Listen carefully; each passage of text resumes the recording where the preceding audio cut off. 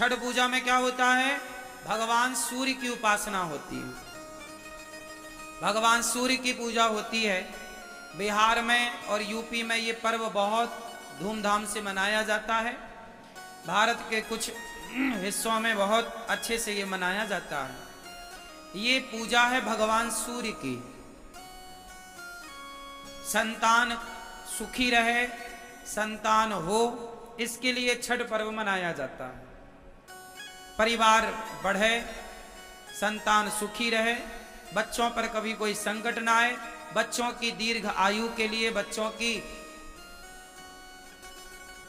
सब प्रकार से सुरक्षा के लिए छठी मैया का उपवास और पूजा होती है। भगवान सूर्य की आराधना होती है कि बच्चे बुद्धिमान हो। इसके बाद आएगा अष्टमी।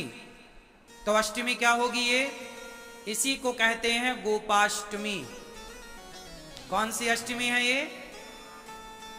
छठी के बाद क्या आएगी? गोपाष्टमी।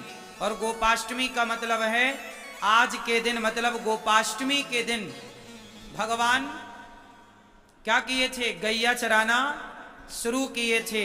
इसलिए गोपाष्टमी में, इस कार्तिक में भगवान ने गाय चराना स्टार्ट किया। इसलिए गोपाष्टमी और इस कार्तिक के माह में गौदान की भी बड़ी महिमा है। गोपाष्टमी में गाय को चारा, गाय की सेवा, गाय को पूजा, भगवान सब प्रकार से गाय की सेवा करते हैं, आप भी करिए। और गोपाष्टमी के बाद क्या आएगा? नवमी। कौन सी नवमी? बोलो। हाँ हाँ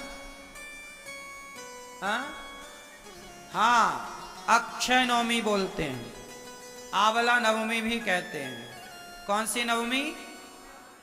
इस आंवला नवमी के दिन कहते हैं कि आंवले के पेड़ पर ही भगवान श्रीमन नारायण का वास होता है। आंवला नवमी के दिन, जैसे रविवार को, एकादशी को तुलसी पे भगवान नारायण का वास होता है, उसी दिन, उसी प्रकार आंवला नवमी को अक्षय नवमी भी कहते हैं। इस दिन आंवला दान करने की महिमा है। इस दिन आंवले के पेड़ के नीचे बढ़िया भोजन प्रसादी बना करके वहां पाने की, भोजन करने की, भोजन कराने की बड़ी महिमा है। हमें बचपन में याद है, हम लोग, हमारी माँ और हम लोग जाया करते थे खेतों में, जहां आंवले का पेड़ होता था, वहीं बढ़िया बनता था प्रसाद, वहीं भोग लगता था, वहीं खाते थे। आंवला भी खाया करो, ये औषधि है। तो अक्षय नवमी कहते हैं, अक्षय नवमी के दिन किया गया कोई भी पुण्य अक्षय फलदायी होता, उसका कभी क्षय नहीं होता। तो आंवले का पेड़ घर में लगाइएगा और आंवले की पूजा करिएगा। देखो हमारे जो त्योहार हैं कितने वैज्ञानिक हैं कि हम लोग पेड़ पौधों की पूजा करते हैं, आंवले के पेड़ की पूजा, ये प्रकृति की पूजा है। फिर आएगी एकादशी। कौन सी एकादशी? हाँ, देव उठनी एकादशी, से बड़ी एकादशी भी कहते हैं, बड़ी 11, देव उठनी एकादशी। इस एकादशी के दिन ही भगवान श्रीमन नारायण का, भगवान शालिग्राम जी का तुलसी जी के साथ विवाह होता है। तो आप लोग भी विवाह करिएगा, यहां होगा, आप लोग सब दर्शन करेंगे।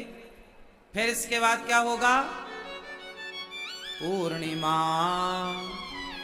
कार्तिक पूर्णिमा।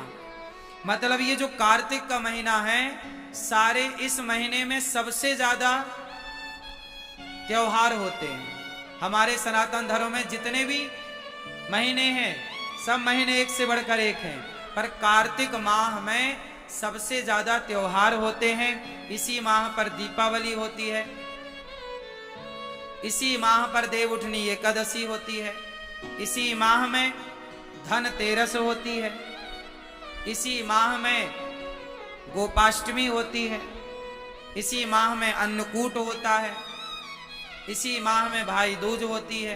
तो एक माह में इतने सारे पर्व, इतने सारे त्योहार। यदि ये सवाल कोई आपसे पूछे कि हिंदू धर्म में, सनातन संस्कृति में वो कौन सा महीना है जिस महीने में सबसे ज्यादा त्योहार होते हैं, तो आप कह सकते हैं कि कार्तिक का माह है वो। जिसमें सबसे ज्यादा त्योहार होते हैं और सभी त्योहारों की अपनी अपनी विशेषता है, सबकी पुरानी पौराणिक मान्यता है। तो कार्तिक का माह वैसे ही पवित्र है। ये व्रत का इस माह में कहते हैं तीर्थों में स्नान करने का बड़ा महत्व है। आप लोग वृंदावन में हो तो यमुना जी ही स्नान करने जाया करो।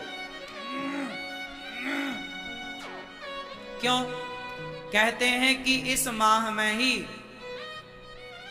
एक राक्षस ने वेदों को जल में छिपाया था। कहते हैं कि कार्तिक माह में वेदों का वास जल में होता है। कहां होता है? वेदों का वास कहां होता है? तीर्थों में, नदियों में। जितने हमारे तीर्थ नदियां हैं, जलाशय हैं, उनमें वेदों का वास होता है। इस महीने में वेद जल में शयन करते हैं, जल में वास करते हैं। तो वेद जब वास करते हैं तो कहते हैं कि जब आप जल में, तीर्थों में स्नान करते हैं तो आपको वेद माता की कृपा प्राप्त होती है और वेद कृपा करते हैं तो आपका ज्ञान बढ़ता है, आपका यश बढ़ता है, आपकी कीर्ति बढ़ती है, आपकी बुद्धि कारगर होती है, मीन्स अच्छी होती है, पवित्र होती है। इस माह में दीप दान करने की भी महिमा है। सब प्रकार से स्नान दान की महिमा बताई जाती है।